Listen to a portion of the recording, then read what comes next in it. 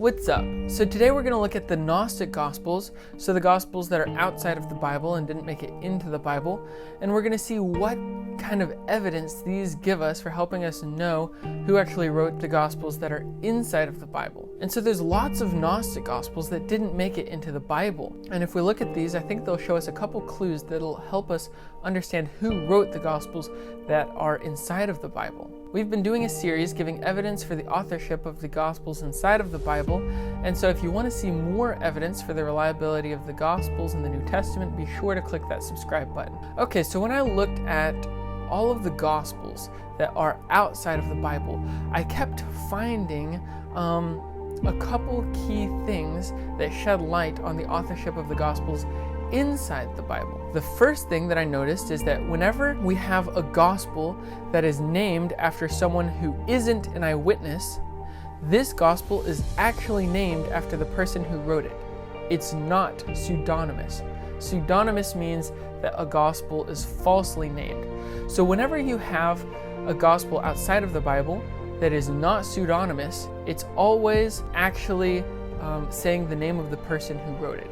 Okay? The second rule that I figured out when I looked at the Gospels outside of the Bible is that whenever we have a gospel that is pseudonymous, so whenever we have a gospel that is falsely named, this gospel is named after an eyewitness.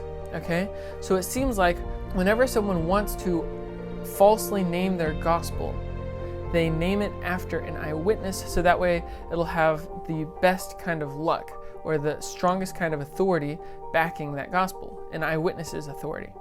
Okay? So let me give you some examples. So some gospels that are not pseudonymous are gospels such as the Gospel of Marcion, the Gospel of Basilides, the Gospel of Cerinthus, or the Gospel of Apelles. Now the reason you've probably never heard any of these names before is because none of these were the disciples. None of these were eyewitnesses, and so we haven't heard of them, but they are actually written by the people whose names they bear. Okay? But some of the pseudonymous gospels would include the Gospel according to Thomas, which claims to be written by the disciple Thomas, or another gospel that claims to be written by Thomas called the Infancy Gospel of Thomas, or there's the Gospel according to Andrew, the Gospel according to Peter, the Gospel according to Mary, the Gospel according to Philip.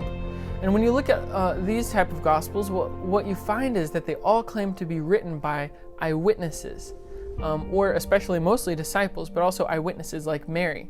So whenever you have a Gospel that is falsely named, it claims to be written by an eyewitness. Now, let's apply these rules and look at two key Gospels that are in the Bible. We have the Gospel according to Mark and the Gospel according to Luke. Okay? Now, the interesting thing is that neither of these individuals are eyewitnesses. According to tradition, Mark was the interpreter for Peter. So he would travel with Peter and listen to Peter tell stories, and then he wrote the Gospels down based on Peter's story. And Luke admits that he wasn't an eyewitness in his gospel, but he says that he's getting his information from eyewitnesses. So the question is, did Mark and Luke actually write the gospels attributed to Mark and Luke? Well, when we apply the rules that we found from the gospels outside of the Bible, we see that these gospels are not named after eyewitnesses. And when you look at the gospels outside of the Bible, whenever you have a gospel not named by eyewitnesses, it actually is written by who it claims to be written by. Therefore, applying that rule, it would seem that these are actually written by Mark and Luke. Furthermore, the second rule that we came up with is that whenever we have a gospel that is pseudonymous, this gospel is named after an eyewitness.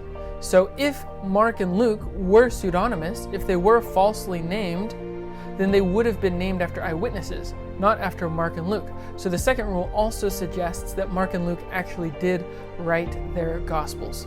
Now, these rules are rules that I came up with after looking at and kind of analyzing all the Gospels that I could find. It's possible that I missed a Gospel.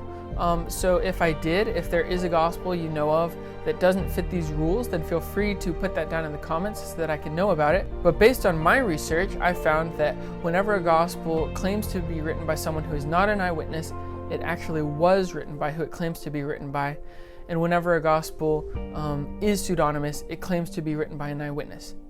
Now notice what rule I didn't come up with. I didn't say that every gospel that claims to be written by an eyewitness is pseudonymous. I said that every pseudonymous gospel claims to be written by an eyewitness. If every gospel that claimed to be written by an eyewitness was pseudonymous, this would mean that Matthew and John were pseudonymous. But I didn't come up with that rule, so basically this argument doesn't discount Matthew and John, but instead it just strengthens the case for Mark and Luke.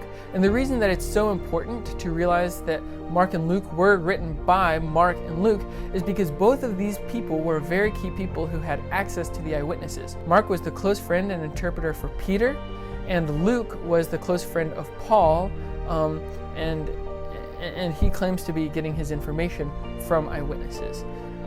So the Gnostic Gospels actually help strengthen the case for the reliability of the Gospels because they show that Mark and Luke probably actually did write the Gospels that are attributed to them.